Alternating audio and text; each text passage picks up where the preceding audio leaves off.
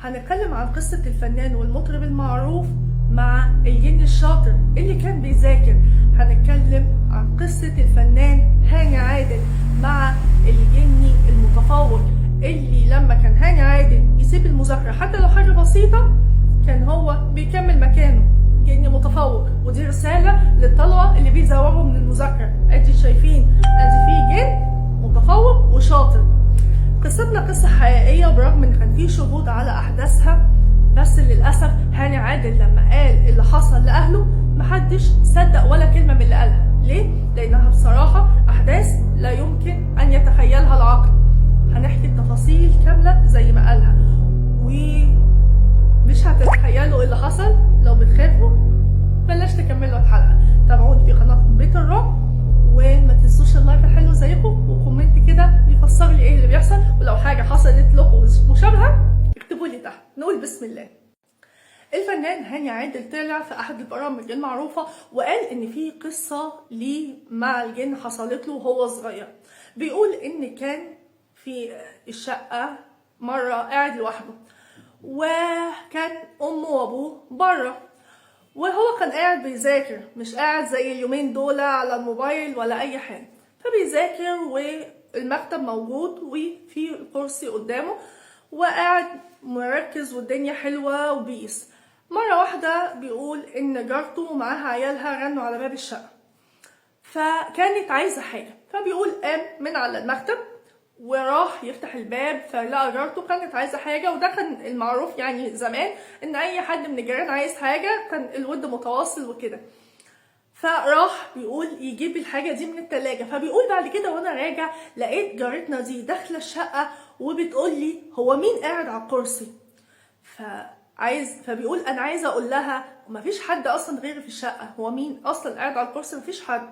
قال فبنبص على الكرسي لاني قلت لها مفيش حد، قالت له لا في حد. بنبص احنا الاتنين في نفس اللحظة وفي نفس التوقيت لقينا الكرسي بيتمرجح، كأن حد قاعد عليه وبيسلي نفسه وبيقول له ما يلا بقى خلص، ما تضيعش مذاكرتك، خلص وانا هذاكر كده مكانك، وكمان هروشن على نفسي شويتين. ولقينا ان الكرسي عمال يتمرجح ويترجرج كده ويتهزهز كأن حد بيتدلع على الكرسي شويه، وانه بيقول له ايه انا مستنيك هتيجي امتى. عارفه انا لو مكانه والله العظيم اسيب الشقه اللي جارتنا واطلع اجري فورا بره باب الشقه واستنى بقى امي على باب الشقه وانتوا هاتولي حاجتي من فوق. فطبعا انا اقول لهم يانا يا الكرسي في الشقه. فطبعا حاله رابعه انا مش عارفه جاله الهدوء ده منين. فبيقول وقعدنا طبعا انا مذهول كده وايه اللي بيحصل ده. وبعد كده بيقول ان هو لما حكى الحكايه دي لوالدته لما جت للاسف ما صدقتوش، وبتحسب ان هو بيتخيل بيتوهم اي حاجه. هل هي فعلا ما صدقتوش ولا هي صدقته وهي مش عايزه تبين له ان هو فعلا على حق علشان ما تخوفوش اكتر؟ ده ما كانش معروف. في ناس كتيرة بتيجي ما تصدقش أولادها لو شافوا حاجة زي كده، ويجي يقولوا إيه ده تلاقيه خيال، ده تلاقيهم بيتوهموا، ويجوا يكذبوا أولادهم، ويمكن فعلا ده يكون الواقع وده اللي شافوه فعلا. وبيقول إن هو عايش وكمل حياته عادي، بس فعلا القصة كانت مرعبة. إن هو شاف، ومش هو اللي شاف عشان محدش يقول يتخيل، لا ده كان في أصلا جارتهم هي اللي لفتت انتباهه للموضوع دوت وقالت له على اللي حصل.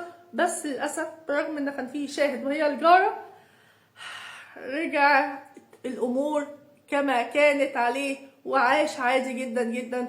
وده أنا مش فاهمة ازاي، لأن هو كان شخصية هادية جدا وكيوت. فأنا مش فاهمة إن هو عاش وكمل ازاي حياته كده في في هذه الغرفة وهذه الشقة وهذا المكتب وهذا وهذا وهذا. نكتب ونقول لماذا احنا ممكن نشوف الحاجات اللي مش ما فيهاش اي لذاذه. وعايزه اقول لو حصلت لكم قصه مشابهه زي دي زي اللي حصلت للفنان هاني عادل، تعتقدوا هو فعلا عنده حق ولا كان بيتوهم؟ طب وجارته كان بتتوهم معاه؟ حصلت لكم قصه مشابهه؟